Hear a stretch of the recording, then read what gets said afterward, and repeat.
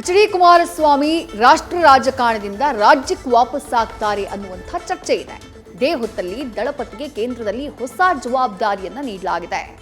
ಉತ್ಪಾದನಾ ಪರಿಸರ ವ್ಯವಸ್ಥೆಯನ್ನ ಹೆಚ್ಚಿಸುವಂತಹ ಯೋಜನೆಯ ಹೊಣೆಯನ್ನ ಎಚ್.ಡಿ.ಕೆ ಹೆಗಲಿಗೆ ಹೊರಿಸಲಾಗಿದೆ.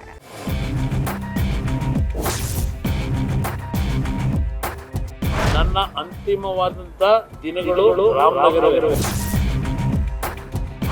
ಜೆಡಿಎಸ್ ನ ಮೈತ್ರಿ ಸರ್ಕಾರ ಎನ್ಡಿಎ ಸರ್ಕಾರ ಇರುತ್ತೆ. ಫಸ್ಟ್ ಆಫ್ ಆಲ್ ಬರದೇ ಇಲ್ಲ ಅವರು. ಅವ್ರ ಅಪ್ಪನಾಣೆ ಕುಮಾರಸ್ವಾಮಿ ಮುಖ್ಯಮಂತ್ರಿ ಆಗಲ್ಲ. ದಳಪತಿ ಈಸ್ ಹೋಮ್ ಟಾಕ್ಸಿಕ್ ಟೀಸರ್ ನಂತೆ ಎಚ್.ಡಿ. ಕುಮಾರಸ್ವಾಮಿ ಗ್ಲಿಂಪ್ಸ್ ಹಲ್ಚಲ್ ಎಬ್ಬಿಸಿತ್ತು.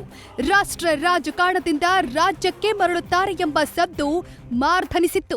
ಆದ್ರೀಗ ಕುಮಾರಸ್ವಾಮಿ ಕೇಂದ್ರದಲ್ಲೇ ಗಟ್ಟಿಯಾಗ್ತಿದ್ದಾರೆ ಎಂಬ ಸುಳಿವು ಸಿಕ್ಕಿದೆ.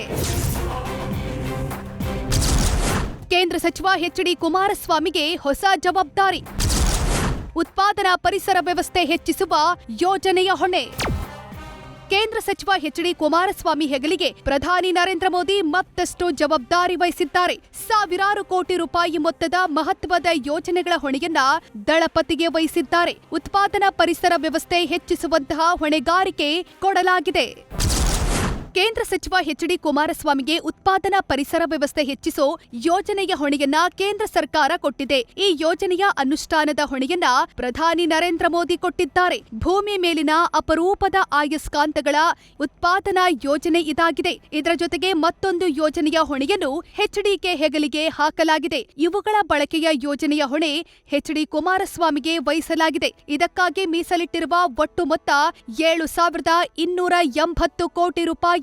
ಯೋಜನೆ 2 ನಿರ್ಮಾಣ ಮೂಲಸೌಕರ್ಯ ಉಪಕರಣ ಯೋಜನೆಯಾಗಿದೆ. ಇದರ ಉತ್ಪಾದನಾ ಪರಿಸರ ವ್ಯವಸ್ಥೆ ಹೆಚ್ಚಿಸೋದು ಈ ಯೋಜನೆಯ ಪ್ರಮುಖ ಉದ್ದೇಶವಾಗಿದ್ದು, ಈ ಯೋಜನೆಗಾಗಿ 14,000 ಕೋಟಿ ರೂಪಾಯಿ ಹಣವನ್ನ ಮೀಸಲಿಡಲಾಗಿದೆ.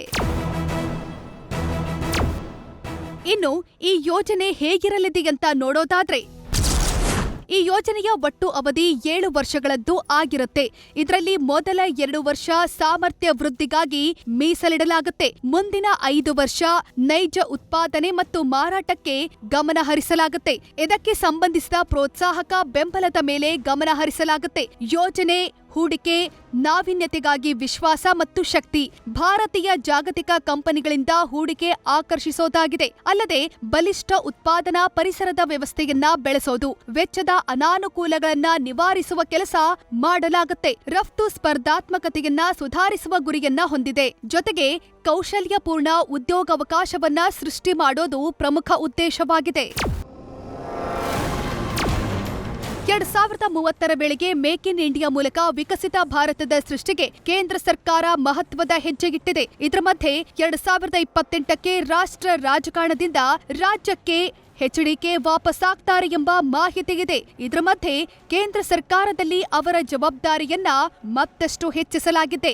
ಈ ಮೂಲಕ ಕೇಂದ್ರದಲ್ಲೇ ದಳಪತಿ ಮತ್ತಷ್ಟು ಬ್ಯುಸಿಯಾಗಲಿದ್ದು, ರಾಜ್ಯದತ್ತ ತಮ್ಮ ಚಿತ್ತವನ್ನ ಹೇಗೆ ಇಡ್ತಾರೆ ಅನ್ನೋದೇ ಮುಂದಿರೋ ಕೌತುಕ.